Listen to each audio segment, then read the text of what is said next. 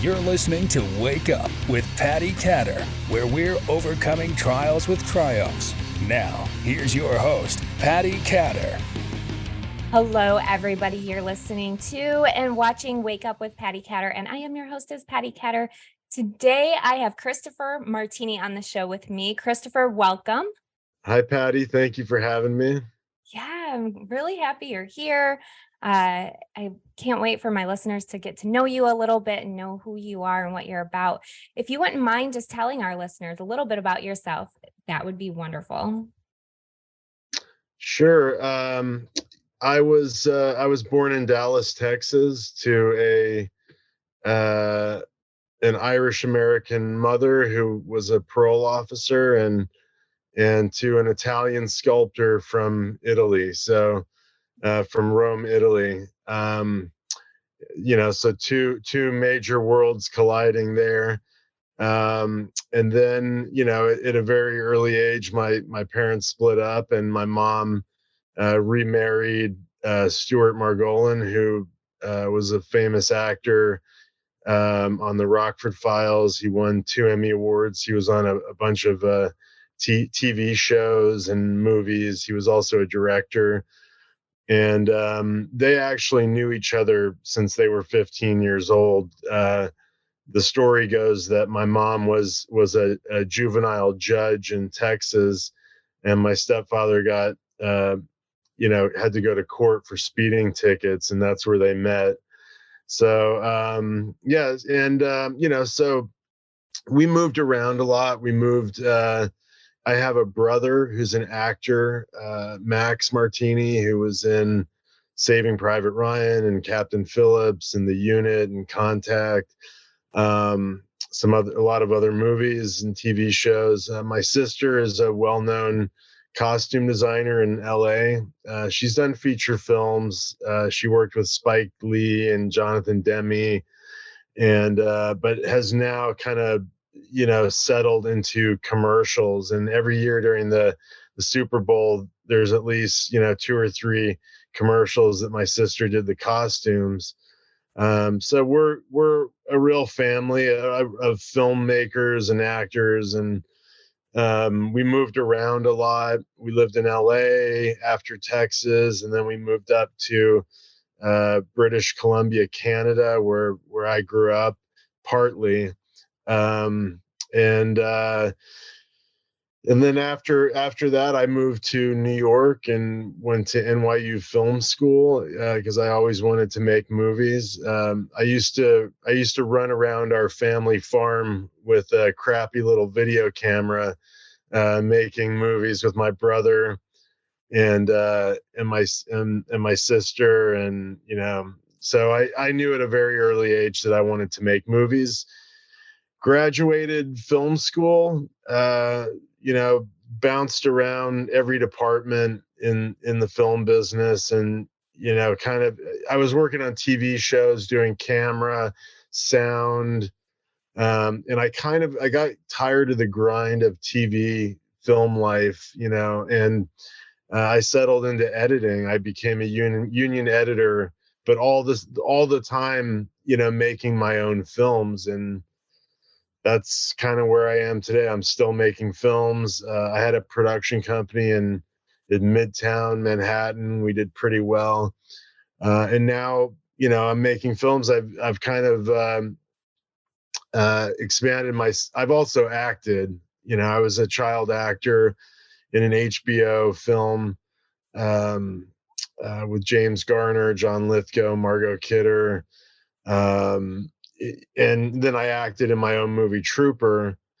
But so the whole time I was making my own films, but working as making money as an editor. And now I've expanded into cinematography. Now I'm shooting my own movies, so I like to wear many hats. I guess so. And then I have a wife named Liz, and a son named Aiden, who's 2 years old, and a pit bull named Stella. And I live in Brooklyn, New York, and looking to find my next place to live, to bring my family, and looking in other states right now. Florida's a great spot. I know. I know. I want to come. You can come visit and see if you like it here.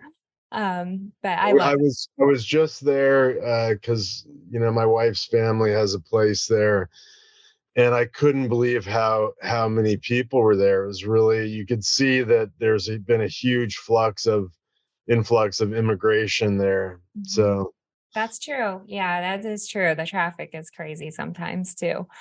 So tell me, when you were a child, then it sounds like you knew you wanted to be an actor. Is that right? Or did you just think, oh, I'll just try it? Or, I mean, tell me about that a little bit. well, I knew I wanted to be a director. Acting, I did, not because I want to be an actor, but just by necessity. And as a child, I was just kind of thrown into the mix into acting. But I've always wanted to be a filmmaker, a director. In my house growing up, my stepfather had these great old movies by some of my favorite filmmakers like Orson Welles, Ingmar Bergman, Kurosawa, like all these classic films that I, at a very young age kind of poured through and just devoured. And so I always wanted to be the guy behind the camera. My brother was the actor, my stepfather was the actor, and my sister the costume designer, but I wanted to be the guy, writing the script, working with the actors, putting the whole thing together. I mean, it, directors kind of I've always loved it because you can create a whole world, you can create a whole universe and watch it come to life, and then watch audiences look at that dream that you had or that vision. So, what was the most bizarre thing that you have ever directed, would you say? Or the most, whether that's exciting or challenging or funny or whatever. What do you think? Because, looking back, even me as a podcaster, I look back at my old episodes 15 years ago and I'm like, oh my gosh, that was crazy. Do you have any of those stories? Yeah, when my father passed away, my father was a crazy Italian artist. He was also an inventor. And when I was in film school, he had this pasta sauce company. And he actually bottled these sauces in Brooklyn. He had like 30 different pasta sauces, and he had the pasta and everything, but he wasn't like, his execution sometimes wasn't good. I mean, like, all the sauces were great, but the pasta, you know some kind of bug got in there, and you open the package, and like it was like Silence of the Lambs, and like butterflies started coming out. And but some of these sauces actually kept my brother and I alive during college when we had no money. And he invented other things. Like he says he invented like the Goodyear Aqua Tread, and he says he invented, like a bicycle seat. Uh, it's a little bizarre. I'm not going to get too far into the bicycle seat, but in other things. So he had this pasta sauce company, and on the bottles, I basically made a film about this. I'm kind of getting to that point, but um, on the bottles it said, made in New York by authentic Italian chefs. It was my brother and I and a bunch of like workers that my dad found on the street, and in a warehouse in Brooklyn. And then, so he had my brother and I go out onto the street giving it to people, and we were very young, and and then Dean and DeLuca was going to buy a case, and this would have changed everything. And then my dad, just being bad at business, kind of the deal imploded. But then his pesto started to explode like in the store because they bought a case. And anyways, we made a movie about this, and right after my father passed away, we made it as therapy, kind of for my brother and sister and I. My brother played my dad. I directed it. My sister did the costumes. My brother's son played, the kid, which was us. And then my other brother's son did the camera work. So it was a complete, family production, and it was just wild to be out on the streets of New York and just see my brother play my dad. And there were strippers in the movie and all these other crazy things, and it was an over the top like Italian comedy with like just subtly sexual and food, and it was just the craziest film I ever did. It actually did really well. It won festivals, and they showed it on Alaska Airlines. And so it's kind of fun. You start with this idea in your head to make a film about your crazy father, and then before you know it, millions of people on Alaska Airlines are watching something that you were just sitting in a Mexican restaurant with your brother and sister drinking margaritas going, wouldn't this be funny if we did this? And so anyways, that was got to be one of the funnest weird things that I've done. I want to watch that now, though. I really want to watch that. What's the name of it? It's called Pasta Light, one word, Pasta Light. I put some of my movies up for free on YouTube, because you get on my YouTube channel, Christopher Martini, you can see some of my films up there. And that's one that I put up for free because, I make a living doing stuff, some with my movie. I'm shooting a TV series right now for news, and but sometimes you just want people to watch the movie. I mean, it's most important that people see it. So yeah, I put some of my films up there. Mm-hmm. That's cool. So what are you working on right now? Are you allowed to say? Or... I'm finishing up a documentary on Scott LeBedo, who's a controversial, patriotic, conservative artist. I've been filming that for 3 years and we just, brought on an investor, a producer, and just getting ready to get that, seen and out there, distributed to the public.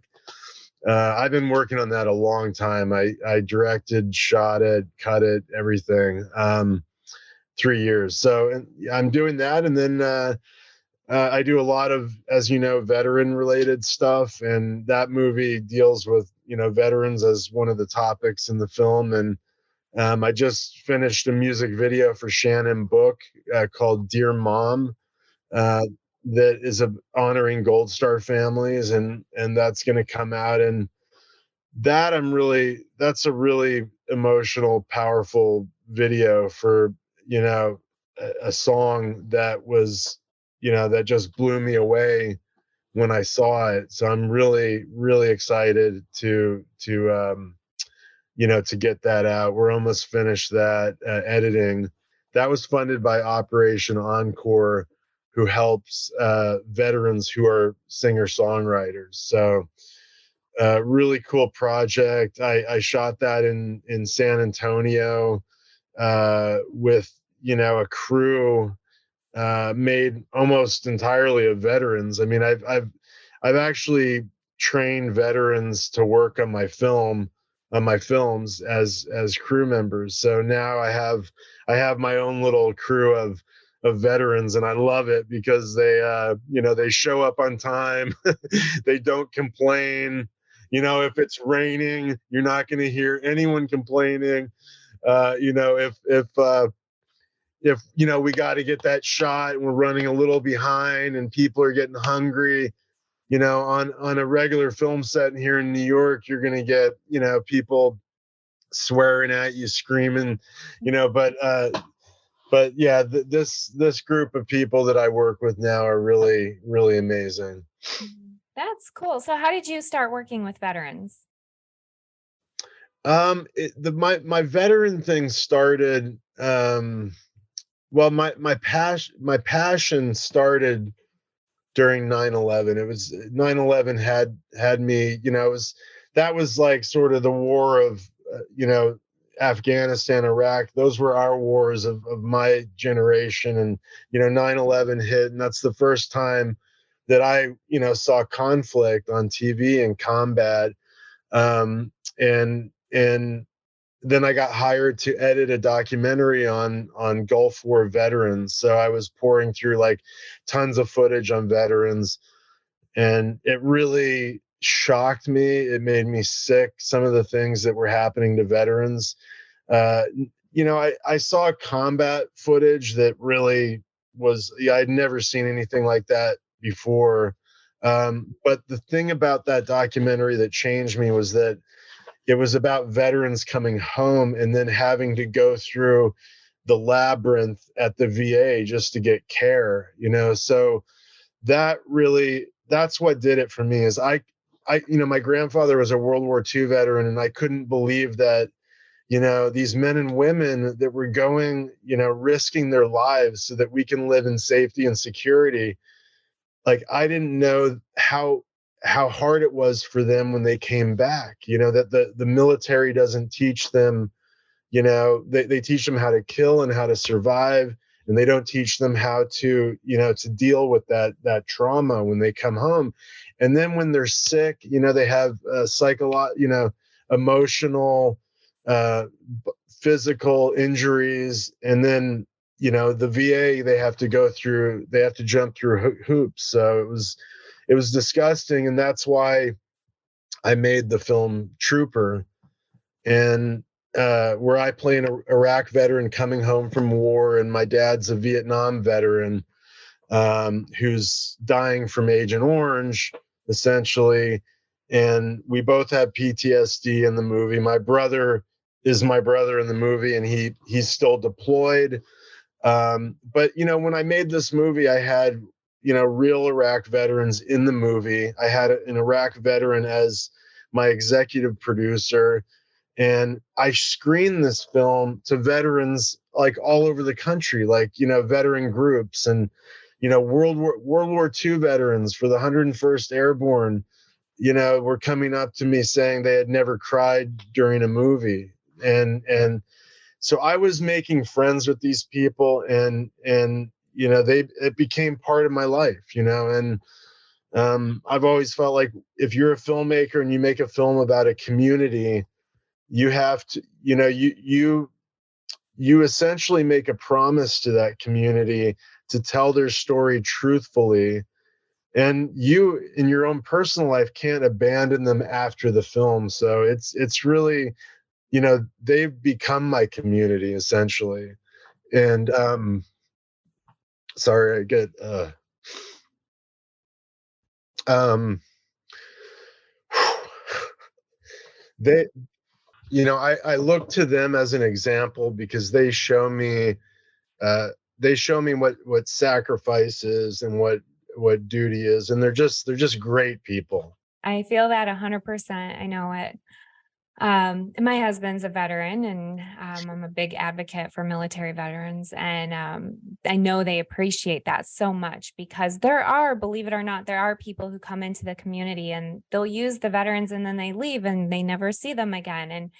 And I'm positive you're making a huge impact. And I didn't say anything at the beginning of the show, and it didn't even register until you said that your brother's Max. I know your brother Max. I've met him somewhere in California at one point, but same thing. You guys are just amazing vet supporters. And I actually met him at a veteran event. So It's very Hollywood, to go into a community and essentially use them to tell a story, that is going to benefit everybody financially on the film.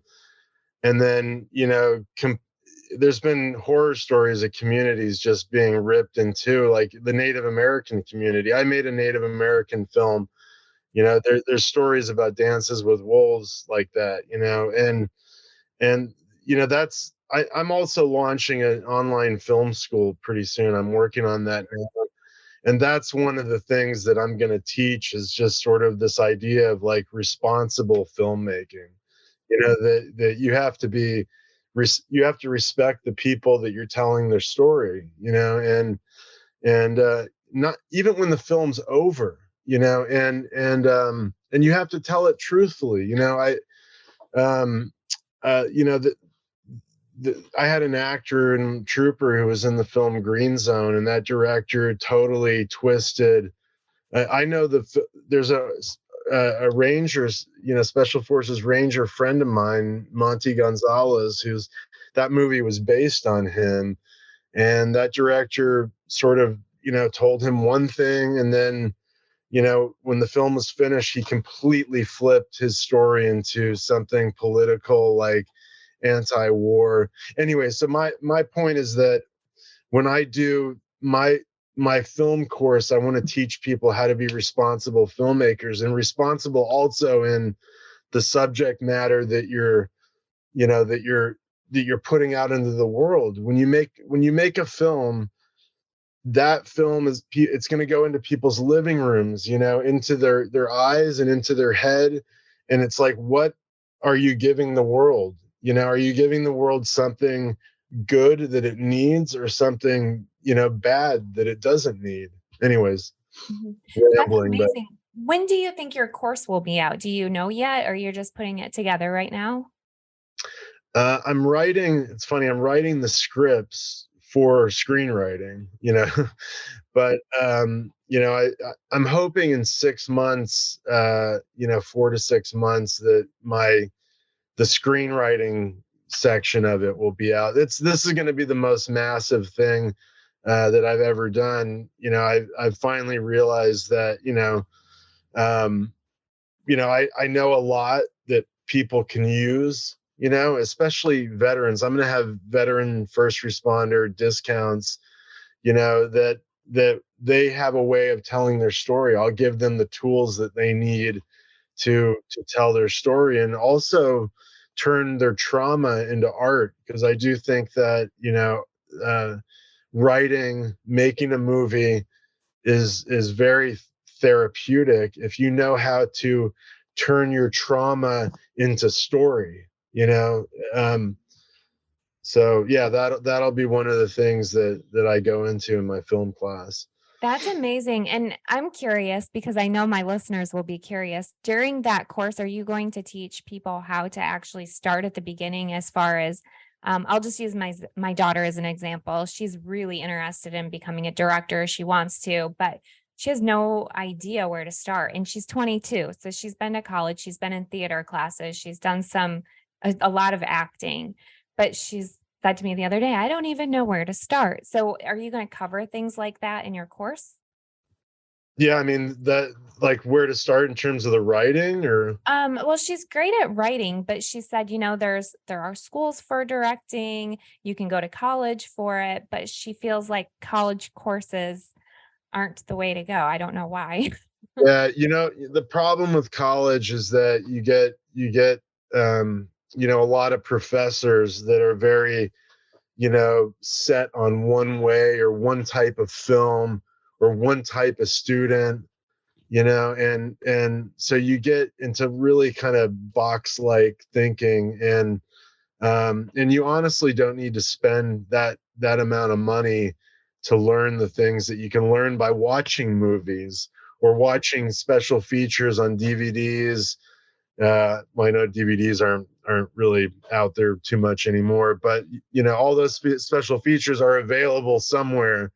And and maybe taking my class too. I mean, the thing is that, you go to a film school or university, and you study it there, and you get professors who, are so arrogant, and they think that, they sit there and they're on their high horse, you know but when I do my course, I've made films, and I've made a living in the film industry, and I've never had to, think I'm thankful that I have never had to, do a regular 9 to 5 job. I've been able to sustain myself, um, uh, but I'm still learning, and I'm still making films, and there's still many films I want to make.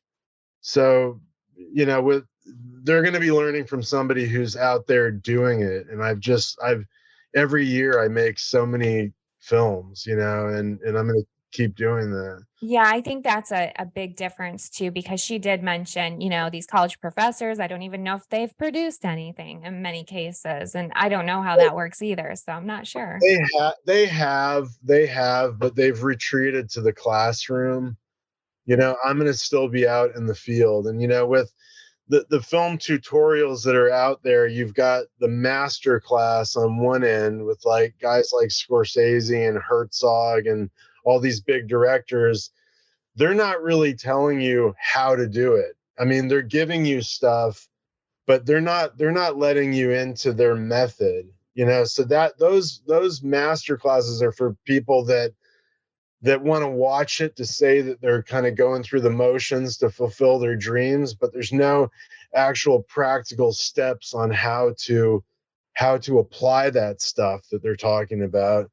At least I don't think so. And then on the other end of the spectrum, you've got like, you know, wedding videographers that call themselves filmmakers that are not even making films with scripts and acting. You know, they do promos. Maybe they've been lucky to get, you know, a commercial or two, and their videos are really slick. The camera works really good.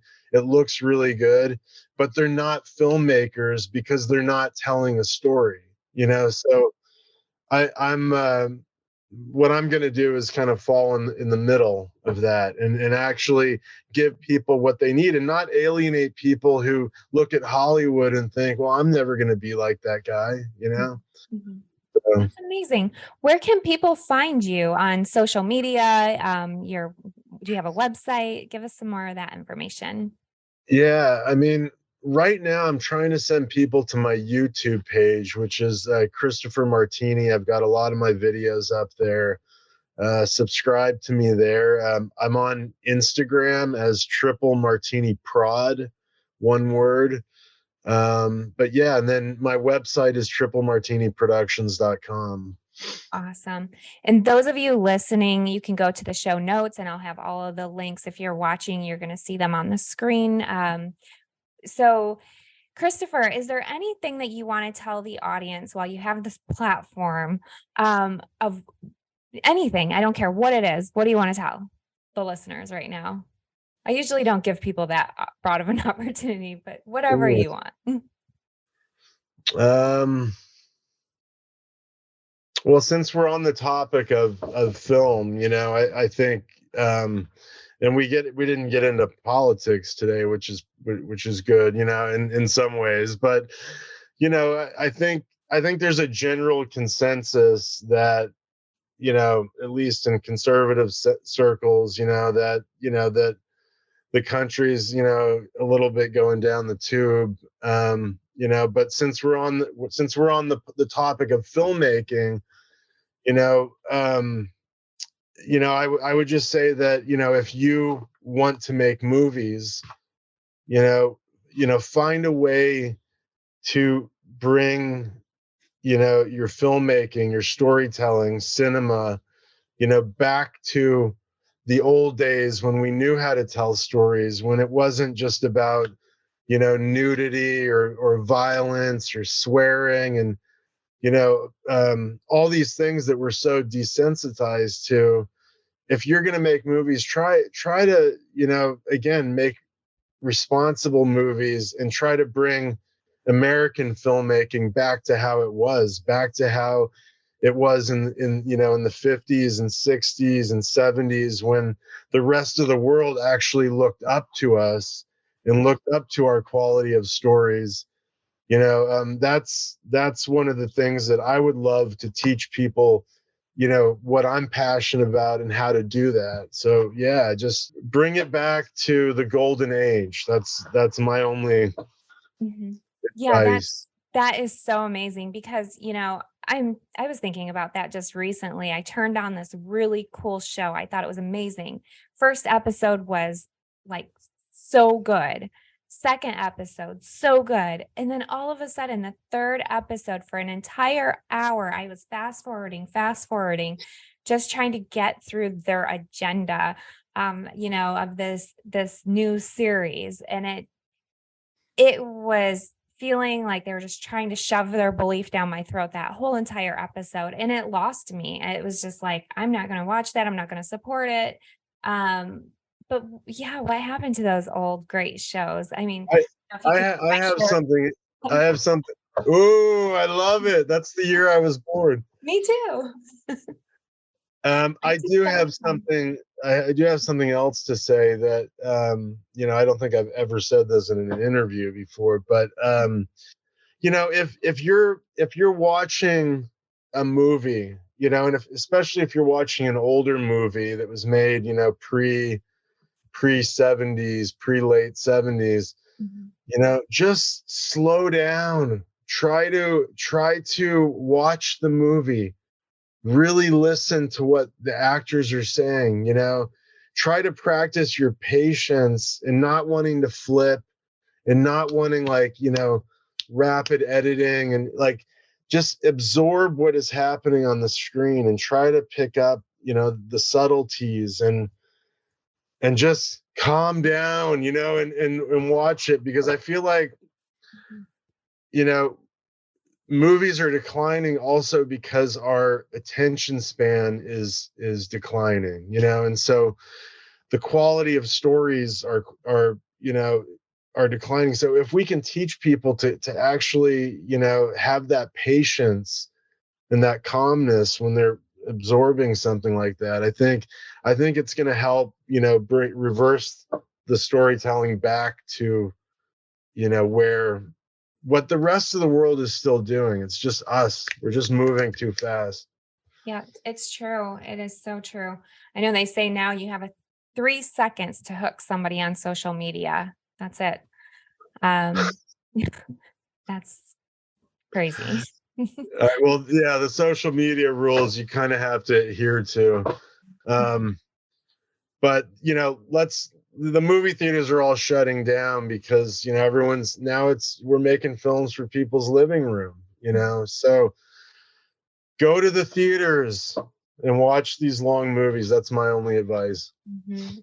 Great advice too. And it's such a good way to unwind as well. I mean, we get so wrapped up in having it fast right away, like that old McDonald's saying, like your way right away or whatever. And pull up to the drive-through and get your food in 60 seconds. And you know how great that food is, right? It's the same thing with movies. Take it slow. I love it. I love it. Thank you, Chris, so much for being on the show. And everybody, thank you for listening. Um, Chris, I wish you the very best. Make sure you let me know when that course comes out because I'd like to have you on again so we can promote that some more. And And the documentary too yeah, is yeah. gonna And can you give us a couple of names of your shows so that people can go pick them out and watch them? I know that some of them are available on their TV or on your YouTube channel. A bunch of them are on Amazon. If you go to Amazon and you put in Trooper Martini and you click on my name, all my movies will come up on there. There's at least like there's at least like 6 or 7 up there. Awesome. Awesome. All right. Well, thank you so much for being my guest today. I'm so happy that you came on the show. And everybody, thank you for listening and have a great, amazing rest of your day or your evening, wherever you're located. And make sure you check out Christopher Martini on social media. And again, I'll have all the handles in the notes. So until next time, have a great week. Thanks, Patty. Thank you for listening. Please head over to pattycatter.com for the latest updates on Patti, her talk show, and what she's up to. You can also find her on Amazon TV and Roku, and on Facebook, Instagram, and Twitter @Patti Catter. Until next time.